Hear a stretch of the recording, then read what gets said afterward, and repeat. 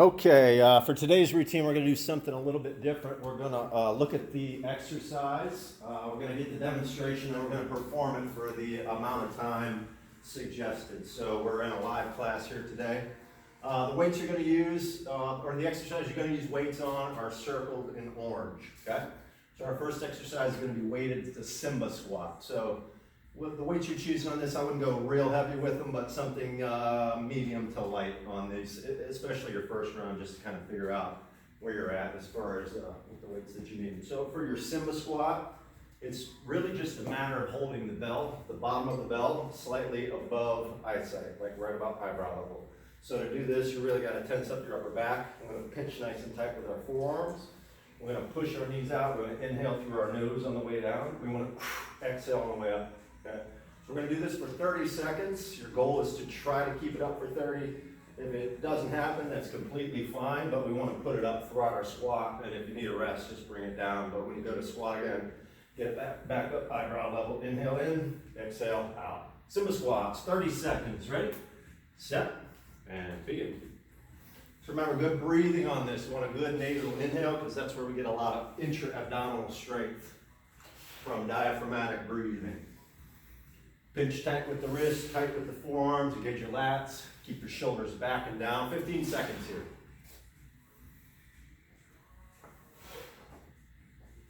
Good job. 8 seconds.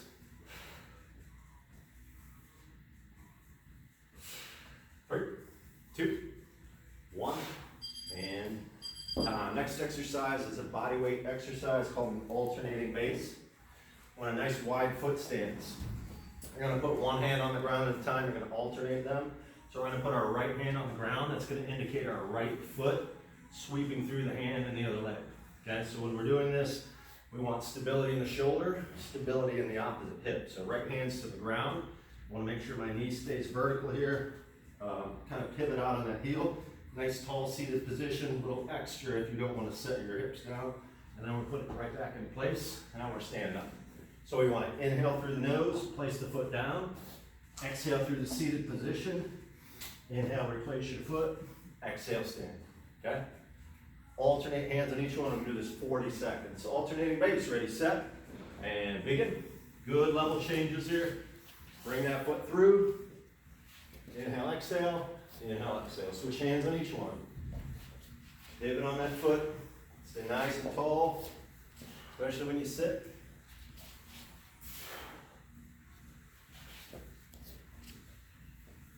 Inhale, exhale. Inhale, exhale. It's okay to make eye contact, guys. 10 seconds here.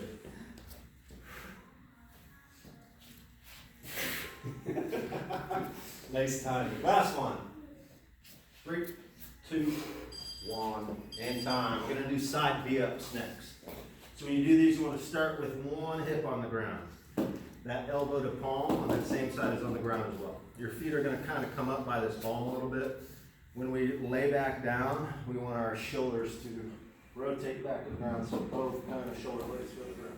So you'll get this really good deep stretch in the side of your torso. If you open your palm and take that all the way overhead, that'll stretch everything out. That tendon, it runs from your neck all the way down into the tips of your fingers. So we'll inhale here. We want to use our elbow and palm to get our torso up. We want to exhale through it. So the hand comes to the feet. Inhale, lengthen out. Exhale, come up. So only points of contact are the forearm and the hip bunches on each one. 20 seconds each side. Side V-ups, ready, set, and begin. Exhale, come up. Big inhale, reach out overhead. Can't stress how important it is to tie breathing into your movement and keep your movement quality high. This will be the last one this side. And go ahead and position onto the other hip, the other side of the body. Big stretch overhead, ready, set, and begin. Exhale, come up. Inhale, lengthen out.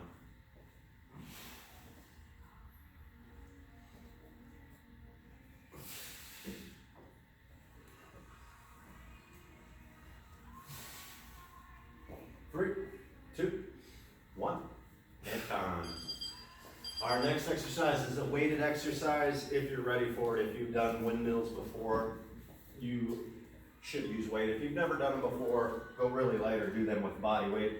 But we're gonna start this on our right side. So we're gonna have our right hand is gonna have the belt. Our left leg's gonna be in the front. Our right leg's gonna be staggered back. So when you set up with this, you want to hike your hip. You wanna set your feet first, hike your weight into your hip. And your foot stance can lengthen out, it can widen out, but we want to make sure that we have a nice deep bend in our front leg and our rear or back leg. That quad is super tight. So after we get our feet in our hip position, we're going to press our bell out. Okay. From here we have a guide that we can use on our front leg. So this left hand and your left leg, you can use it to keep posture or improve your posture, to slow the exercise down, so your back and your abs don't have to do as much. Okay. So we're going to kind of fold and rotate under the belt. You want to keep your wrist nice and straight. The elbow can bend, but if it's bending, that weight's coming back over your torso, so what it's doing is loading up your lat, okay? And taking the stress off your deltoid, more stretching it out. But we want to be able to breathe at any phase in this, and then exhale up and out, and face forward. So hip hinge back into it, rotate under. Always keep an eye on the bell, either in the mirror or overhead. And now we're going to spend 30 seconds doing our windmills. Ready? Feet set, press your bell, and begin. Always use that front hand as needed. And you want to kind of get to 90 degrees the best that you can. If you can get your fingertips to the ground, bonus for you. And if you have the flexibility, you could work on getting that palm to the ground. These are not something I want to go super heavy on. But it is a good motion, a good stretch for the hamstrings, good stretch for your QLs, which are deep low back muscles. Last rep here. Good. Always finish your reps, bring your bell back to your shoulder, switch hands with your belt. It's going to be in your left hand, left leg's going to be back, right leg's going to be out in front. Set your feet, hike your hip, press your bell, and now we're going to the other side. Windmills, begin.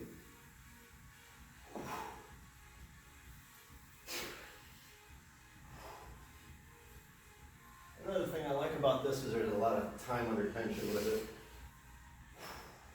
where you can still breathe. 10 seconds here. Don't rush your repetitions.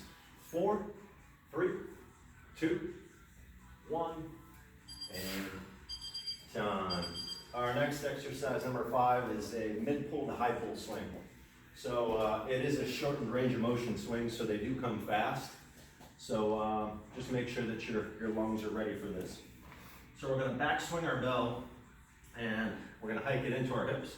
We're going to bring it up to a mid-pull. So your thumb starts down in your back swing. Okay? As we bring it into our mid-pull, we rotate our thumb up. Kind of just like Fonzie, right? And then we point it, thumb down, rotate it in, back swing, and then our thumb is down for our high pull. Okay?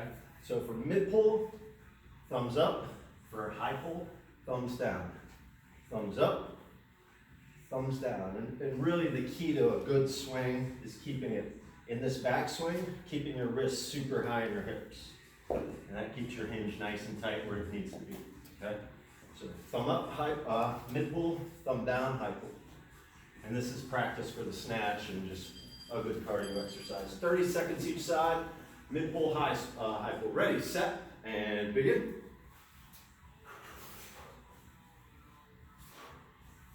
So the mid pull, that range of motion and the movement is nice and close and tight to the body. We got 15 seconds, and we're going to switch sides. Keep the line of the bell tight and close to the body here. 4, 3, 2, we're going to park the bell and switch sides with it. Make sure your feet are set, shoulders pulled into its socket. Other side, begin. Thumb up, thumb down, thumb up.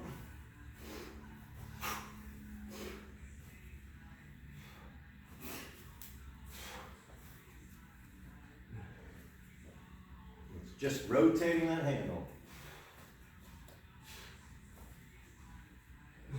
8 seconds, guys. 3, 2, 1.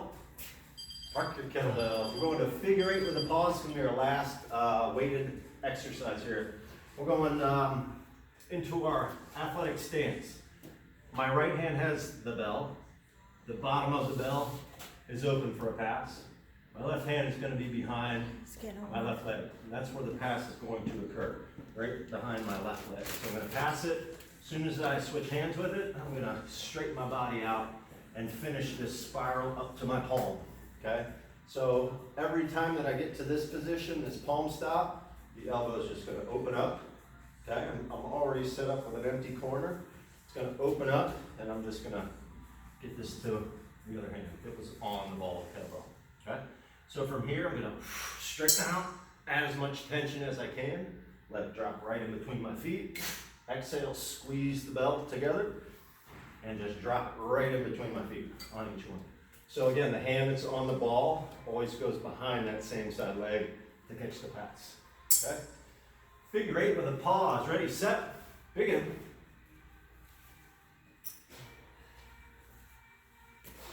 So it's a good level change as well. When we're level changing, you want hips back. You want to keep that belt high in your thigh to keep the stress off the low back, okay? So hips are back, engage your abdominals, engage your quads, your glutes, and try to keep that low back out of the position the best that you can.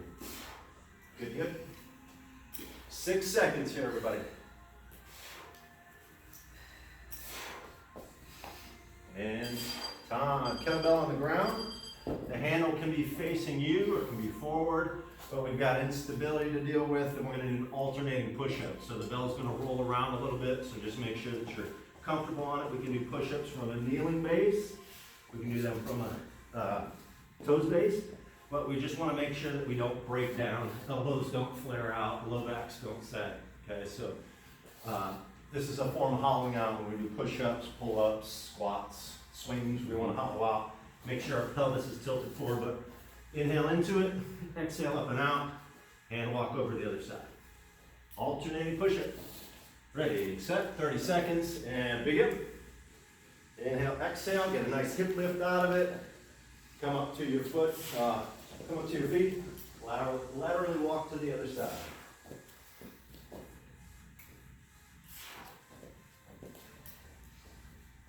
Good breathing, 15, 10 seconds.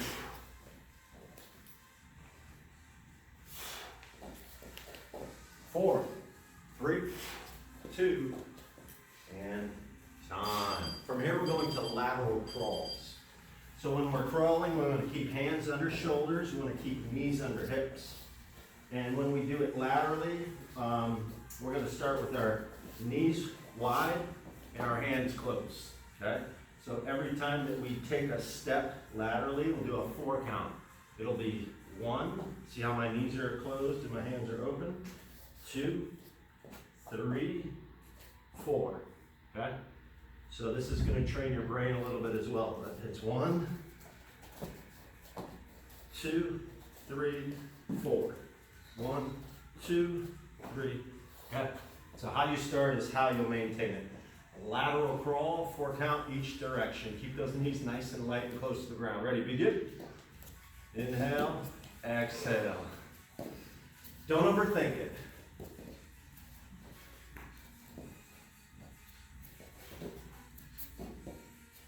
Good job, guys. Make the torso, shoulders, quads, make everything carry the weight. Inhale through the nose. Exhale through the lips. 3, 2, 1, and time. From there, we got 2 exercises left.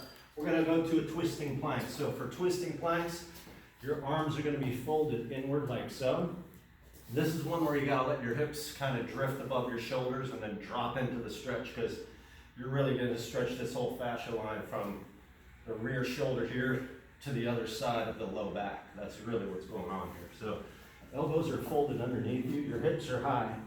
So I'm going to drop my hip to the right. So I'm establishing a base with the bottom right side. So my foot's got to be there, okay? If I don't have this base, I don't have a good drop in for my stretch. So that base happens, this bottom leg's tight. I put the insteps together. So there's a nice deep bend. That's where that stretch happens, in the back. So then I go back to my toes, set up my base on the other side, put my insteps together, and then really just drop into the stretch. So once my back's limbered up, then I can really start to incorporate and use my obliques and abdominals. But I think that you really got to stretch your back out, or be mindful about that, to let the twisting plank happen. 30 seconds. Ready, set, and begin. Establish the side base, insteps together, and then let that hip drop down to a good stretch. Back to your toes, high hips. Set the base with the side of the foot, insteps together. Top knee always pushes into a nice bend. And just breathe and take your time with these. You can't stretch something if you're tensed up and holding your breath. So you've got tension and relaxation going on at the same time with this. So 3, 2, 1, and time. They take practice, as does anything worth doing. All right, last one. We're going to do squat jumps. So we're going to start in the athletic stance. Arms are back. We're going to jump, and our goal is to land as quietly as possible back in the athletic position. So you can do these nice and slow. You can hammer them out, go fast as you want, but it's the last one of the round. Squat jumps, 30 seconds. Make sure you're in your athletic stance with your arms back. Ready, set, and begin. Quiet landings, as quiet as we can make it. Keep that air flow going here. 15 here, guys.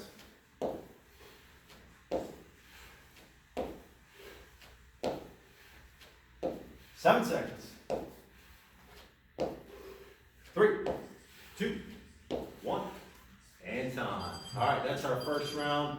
We'll probably get 3 more into a fourth today. Okay? On those figure eights, is it more of a, like this?